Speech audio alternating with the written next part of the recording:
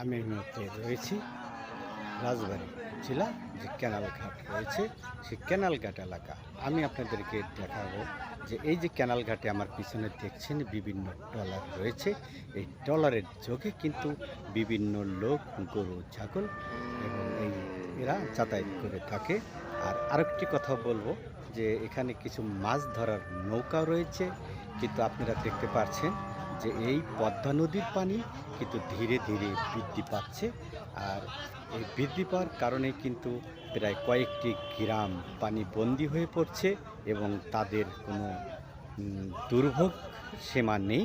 আমি সেই বিষয় নিয়ে আপনাদের সামনে তুলে ধরার চেষ্টা করছি। আমি শেখ মোহাম্মদ বিল্লাল হোসেন, অনলাইন নিউজ বাংলা, রাজবাড়ী জেলা ক্যানাল ঘাট থেকে সরাসরি আপনাদের সাথে রয়েছি। আপনারা দেখছেন যে এই পদ্মা নদীর পানি ধীরে ধীরে বৃদ্ধি পাচ্ছে। আর এই বৃদ্ধি পাওয়ার কারণেই তো মূল কিন্তু কয়েকটি গ্রাম তলিয়ে যেতে পারে এবং অনেক পরিবারই পানিবন্দী হতে পারে। তা আমি অনলাইন নিউজ বাংলার পক্ষ থেকে দেশের সকলকে জানাচ্ছি আন্তরিক শুভেচ্ছা ও অভিনন্দন।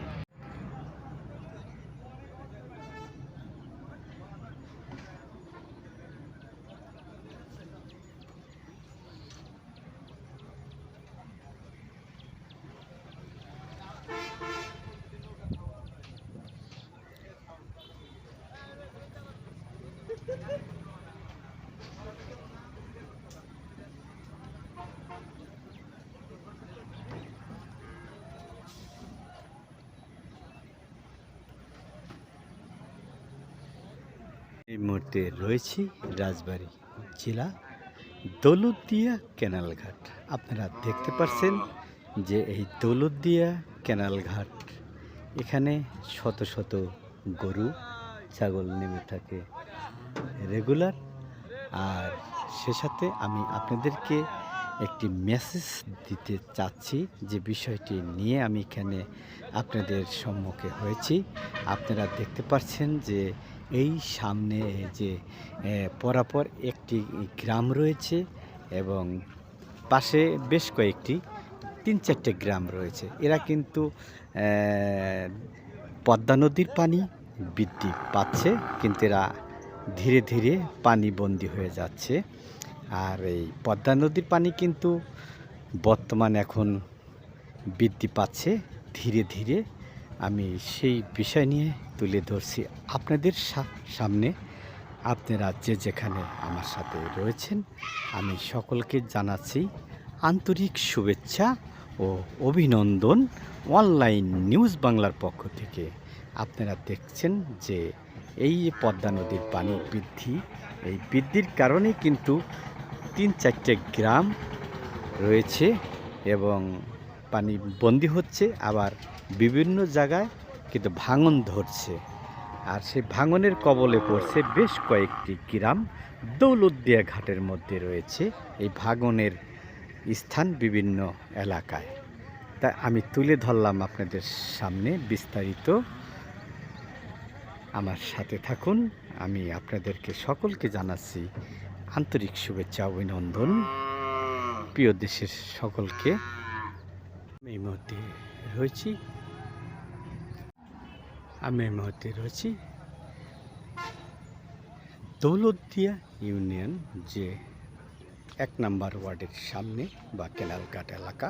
আপনারা দেখছেন যে ধীরে ধীরে পদ্মা নদীর পানি বৃদ্ধি পাচ্ছে।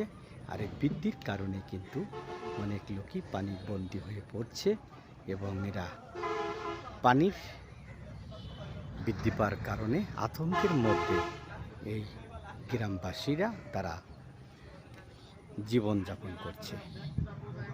দর্শক, আপনারা দেখছেন যে ট্রলার ভর্তি করে এই গরু আরিচে হাটে নিয়ে যাচ্ছে গরুর ব্যাপারীরা। এখানে প্রায় কয়েক শত গরু রয়েছে। আর এরা কিন্তু মূলত ওই যে ৩ চাক্কার যে নসিমন রয়েছে সেই নসিমনেতে মূলত ওই গরু এনে তারা এই ট্রলার যোগে আরিচা হাটে নেওয়া হয়। আমি আপনাদেরকে বিস্তারিত দেখাবো। আমি শেখ মোহাম্মদ। বিল্লাল হোসেন, অনলাইন নিউজ বাংলা, দৌলতদিয়া ঘাট থেকে আপনাদের সাথে রয়েছি। আপনারা দেখতে পাচ্ছেন যে শত শত গরু কিন্তু এখানে নেমে তারা আরিচা হাটে চলে যায়।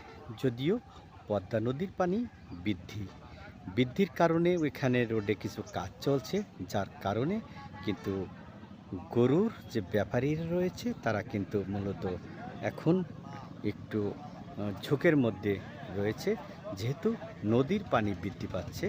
আর সে বৃদ্ধি পাওয়ার কারণেই কিন্তু এরা ঝুঁকে নিয়েই কিন্তু এই ট্রলারে উঠে গরু নিয়ে যাচ্ছে আপনার আরিচার উদ্দেশ্যে।